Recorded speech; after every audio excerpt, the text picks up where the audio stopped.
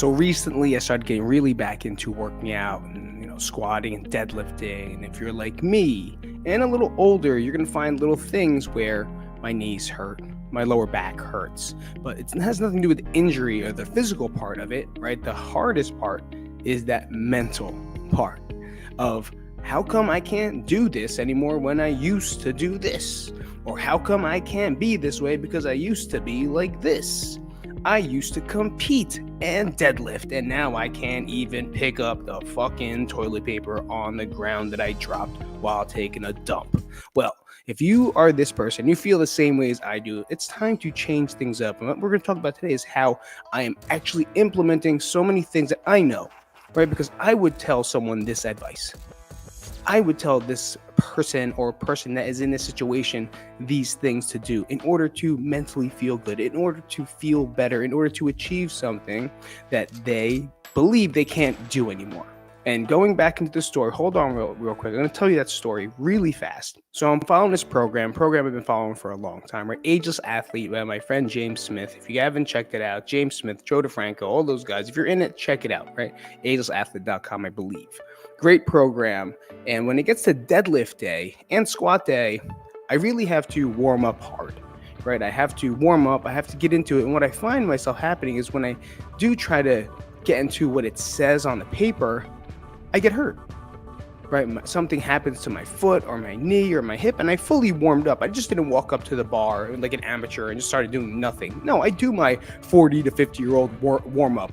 Right? It takes a long time for me to get into things. It takes a long time for me to start getting prepared or prepped up for a lift and or a whole workout. Some people could just walk in. I cannot. Right? And I've been doing those things and I still get like trigger points. My hip stings. I get that weird shooting pain in my lower back to the why? Why is it happening? I don't understand. Why is it happening? Because I'm trying to do things that I used to do, which I no longer can based off my life that has happened in that period in between. Right? That gap in between where I got a full hip surgery, I got a labrum repaired, I have 2 hernias, I had a torn chest, I had an Achilles tear, I had a lot of shit happen to me. And I think I could just walk right in and just feel good about deadlifting and squatting again? No. But there are things that we have to do. And here's the thing, ready? It has nothing to do with working out. Right? This is the part where it has nothing to do with working out. And it's called letting go. Letting go of that person that you are striving to be again. Letting go of that person that you're trying to set goal lists for and checklists for. How they actually fucking make us nuts sometimes. But this is one thing that I know that I can conquer, that I can grasp, but I gotta change things up. What I definitely want to talk about is the little things that I'm going to start doing and things that maybe you can agree with and or touch on is how to really change or how do we say this? Mentally overcome the transition of becoming a new person, right? Letting go of your past self. It can be challenging, it can be ultimately rewarding, but here are some steps for you to navigate the journey. I read that, obviously.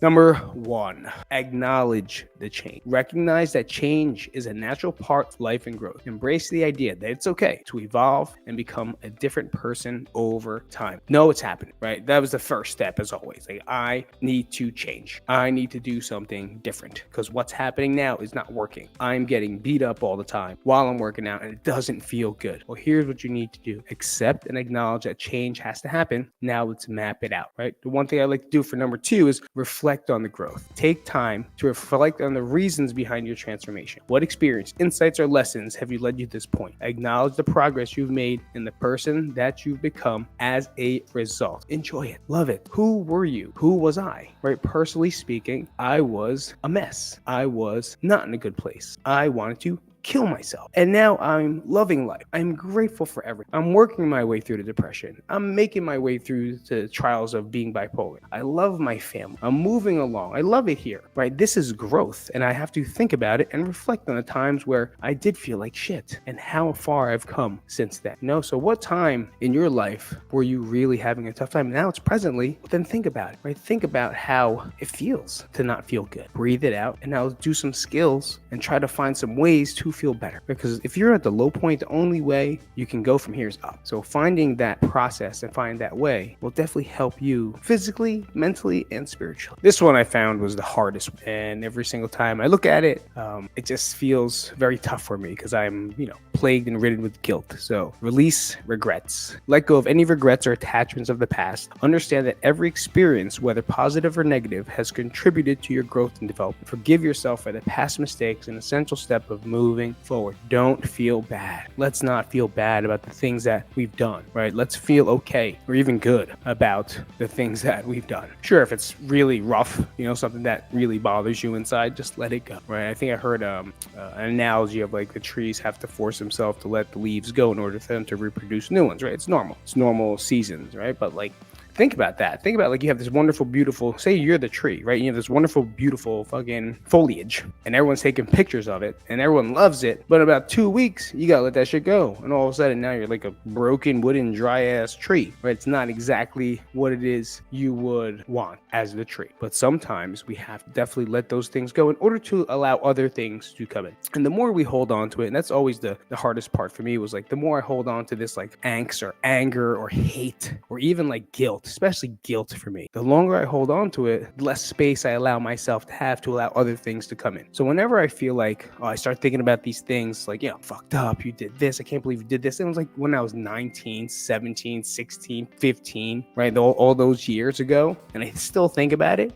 Every time I think about it, I allow myself to let it go because I want more to come into my life. I want other things. I need more space. Otherwise, those thoughts, those emotions, those feelings kind of just keep me locked in all the time, which is why we talk about in a podcast a couple back, talk about quitting. I quit fast now. I quit shit fast because I don't allow things inside my life that I don't feel this good energy for. And I fucking just let them go because it's wasting my energy. And the only thing I have in my life, and I believe you do too, is your energy. And the more things that you do that make you feel like shit, or hanging around with people that make you feel like shit, or getting a text message that makes you feel like shit, and you just eat it and live with it and stay with it, better let that shit go because it's gonna drag you down. I surrounded myself with fucking crazy. But when I was down, I surrounded myself with fucking people, negative, and I would stay there, try to help them and try to stay with them and help them. But I was dying inside, trying to help someone else. But the most important person in my life, that's me, was fucking dying. But I'm trying to help someone else not die. And that's because we care. That's how we're raised. That's my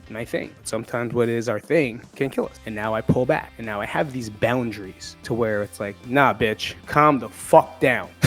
And I quit. Peace. See you later. I'm done. I can't do this shit because it's fucking affecting my home life. Not only home life, my life, right? And if my home life's fucked up, then I'm fucked up. If I'm fucked up, my whole life's fucked up.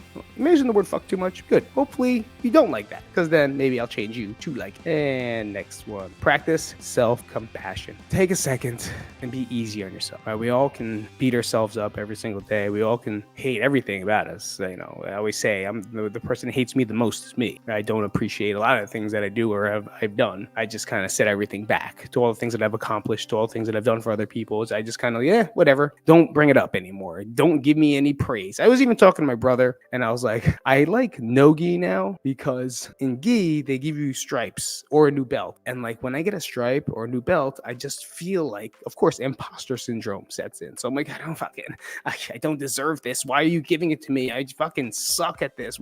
And like, that's what happens. And I was like, I like no gi because they can't give you a belt and they're not going to give you a stripe. So I can just finish class and not have this attention brought onto me. And isn't that crazy? Think about that. It's like you're doing the sport in order to, I'm doing it just to learn. Honestly, I could do without the rankings, but that's part of it, and I have to appreciate that because now I'm taking away the appreciation of the person that he believes in me the most, right? For me to say no to that is disrespecting my coach because he believes that I deserve the stripe, that I deserve a belt, that I deserve this promotion. But for me to be like, no thanks, I don't want it. Well, then now there's conflict, right? Now I'm not allowing myself to bring good good things towards, right? He's giving me this great energy and he's so happy to give it to me. And I'm like, don't throw me. And now I'm resisting this energy. So why not just drop it, practice a little self-compassion and allow yourself to be rewarded with something cool. Whether or not you like it, it's going to take practice. But looking at yourself in the mirror and telling yourself I love you is one of the hardest things you can do. Most people can't look at themselves in the face and say I love you. But if you could do that, I will guarantee you will feel much better once you start practicing it over and over and over and over again. And that shit works. So the next one is embracing the growth mindset. Meaning, here's an example, cultivating a growth mindset, which focus on the belief that your abilities and qualities can be developed through dedication and hard work. Now, this is the one I was talking about. View challenges as opportunities for growth rather than setbacks. Right? This is where we kill ourselves. And this is personally, I'm talking about myself because this is where I beat myself up the most, where I say, you used to deadlift 400 pounds. You used to squat 400 pounds. You used to bench press 400 pounds. You used to do all of these things. And now I just have it stuck in my head that this is the person that I still can be. I'm not going to say it's impossible, but I have to understand that these are setbacks, right? They're little things that will bother me the entire time because I'm trying to compare myself to someone that doesn't even exist anymore. I don't live that lifestyle. I don't have that training regimen. I don't have that strength. Can I find a way to do it? Yes. And that's the growth setback. So for me, perfect example is deadlifts. Deadlifts, no matter what, will always hurt my back, right? It hurts, it hurts, it hurts. So I'll try to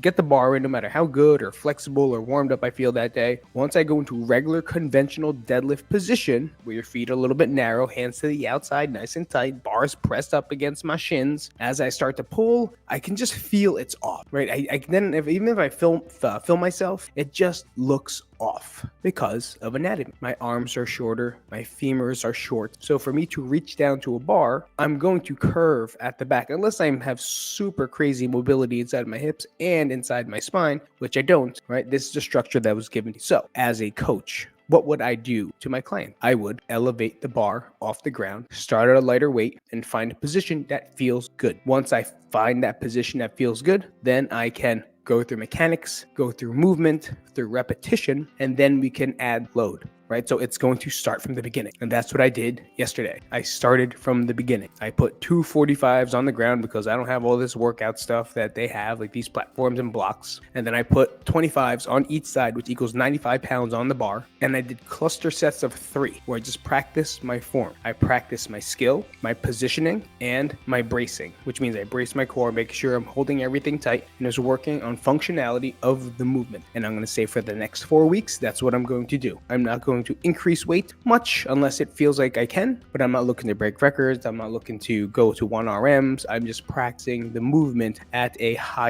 lower weight. And it hurts, right? This hurts the ego. This hurts the 400-pound deadlift. This hurts the 500-pound squat, right? When I do a squat, most of the time I'm putting a box underneath me. And of course I feel like shit. Oh my God, I'm doing box squats. Can't believe it. No, I'm doing box squats because I'm close to 50 years old. Thank God I can at least still squat and or hold the weight on my back, right? With all the herniations in the C's, all the herniations in the L's, and all the herniations in the T's through years and years of pain, it's a little bit different, but it doesn't mean it's over, right? And that's where growth mindset came in. It's like I have to really embrace the fact that I can do this. I can start over. I may have a little bit of an altered deadlift, but am I still deadlifting? Am I still having the ability to hold heavy weight inside my hands and pull it off the ground? Yeah. Will I ever make it to the ground? I don't know. We'll see what the body gives me, but I can also get stronger in the positions that I have. And having that mindset instead of setback mindset is something that's going to carry me through. So what is it that you have? Like, what is it that you're conquering or facing, right? What's that setback where maybe you have to take 10 steps back in order to find out?